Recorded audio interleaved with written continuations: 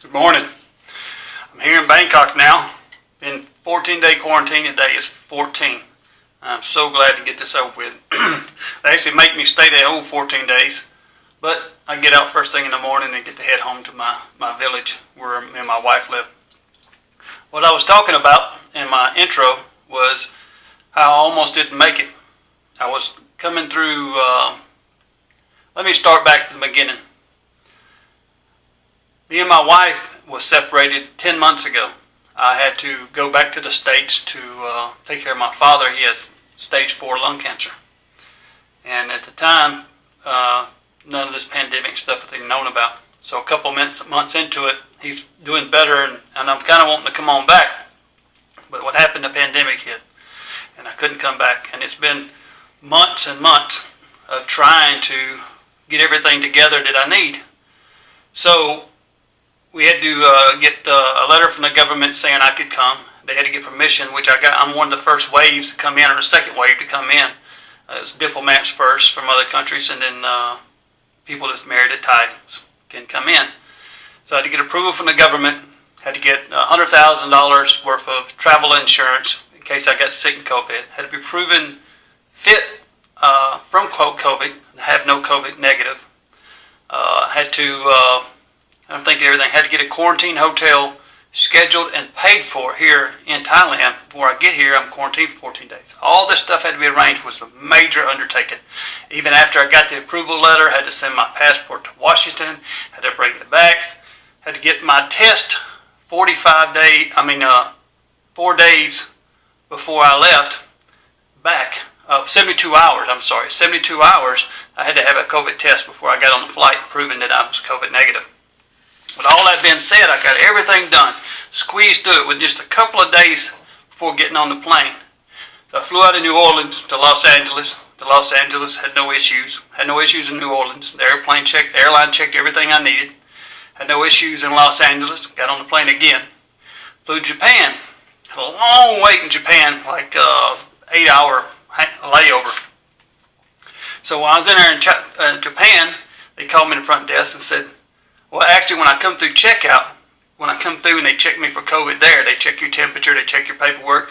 They said my paperwork wasn't right because it says medical certificate for general passage. That's what they gave me in the U.S. for fit to fly.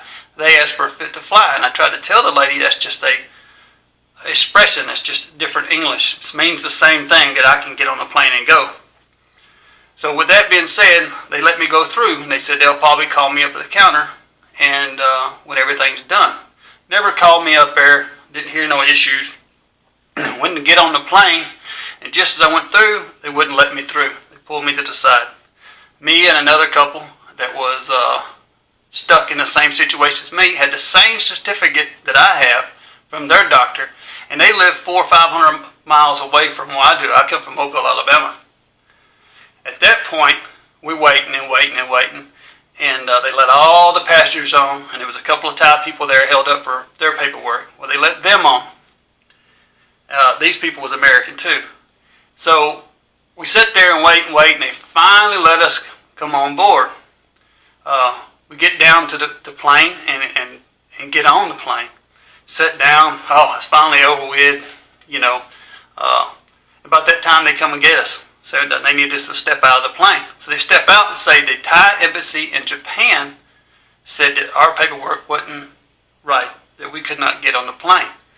Now, Japan's a couple hours out of different time zone than Thailand, so we had to wait 2 hours. So 2 hours, they had 2 hours difference in time. So we waited there on the runway down there, the tunnel down to the plane. And finally they come back and said, all right, they said you can board the plane. They can't guarantee you can get into Thailand, but you can board the plane. So we get on the plane, and I lay back, and everything's good. The plane taxis away. Now remember, all the passengers already waited about 30 minutes for us to get on the plane, so the plane's been held up already. We go out, and it's a big, long runway. I'm almost asleep by the time it gets to the end. Well, about that time, the captain comes on and says they have to go back to the go back to the terminal. They have to unload some passengers. Their paperwork wasn't right. At the time, I knew it was me, but I was hoping. Get back, taxi all the way back. Now, this takes about an hour. Time we went out there, got ready, waited the taxi, ready to leave. I mean, we was in line to leave, and they turned us around and brought us back. Told us to come off the plane. So we got off the plane, but we would not leave the gangway to the plane. This went on forever. We kept on arguing with them and the other couple because we knew they only have one appropriated flight from Thailand, from the U.S. to Thailand once a month. We would have to wait a whole new month. This stuff would have to start all over again. We'd have to rearrange our quarantine, which the quarantine was non-refundable. The flight was non-refundable. So if we got removed, all this, and I've spent about $4,000 trying to get here already, not including all the pain and anguish. When I left Thailand, I had a 2-month-old daughter just born. She's going to be a year a day after I get out of quarantine. So there's no way I'm not going to get on this plane. So we argued with these people, and we would not leave. They kept telling us to walk off the gangway. We wouldn't leave until they talked to Bangkok, until they called Bangkok. Finally, we prolonged this thing so long, it's been 2 hours from the beginning when we was getting on the plane to now. Bangkok's embassy had opened. Made the phone call. Bangkok said to let them come. We can't guarantee you they can get in, but let them come. Their paperwork is fine enough to get for us. Get to Bangkok. Still have anxieties, but I'm there. I'm on the land. I can do what I got to do, right? So I get there. Thai people are great. They're so friendly. There's like an army of people meeting us. So professional, so kind. Gave them the paperwork. Not one issue at all. Had no problem. They accepted our paperwork and all this. So all this bullcrap and issues in Japan because of a translation of English. That's all it was. That fit to fly and certified to fly. Same thing, different words. All this issue over with. So that's how I almost didn't come to Bangkok. I don't know what I would have done. I don't know what I would have told my wife. My wife has had a hell of a year. She came here before me. We always do this. She comes for about 3 months and then I come. Her mother passed away suddenly, 57 years old. Within 2 weeks of that, her father had a stroke. Didn't even know where he was at or who he was talking to. And then I called her one day and couldn't get her. She's pregnant then. She hadn't had our daughter. I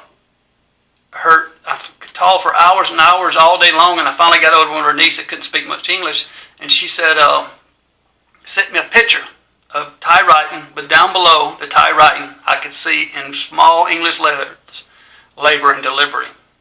The next time I spoke to my wife, the picture, she had already had our daughter a month and a half early. So, and I hadn't made it to Thailand. I was leaving in 2 weeks because I wanted to get there a month early just in case something happened. And she argued with me and said, no, you don't need to come. She wanted me to wait longer, but I'm glad I didn't because I know all of my children have been born at least 2 weeks early. So with all this said, and I get to Thailand and then my father gets sick and I leave, this was just a heart-wrenching.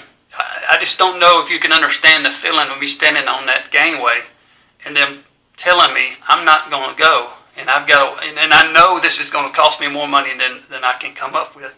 I know this is going to be just devastate my wife. That's been through so much and is dependent on me to be in there. But long story short, I made it. I'm here. I've already done the 2 COVID tests when I got here. I got here when I had the first one I got here, clear, negative, of course.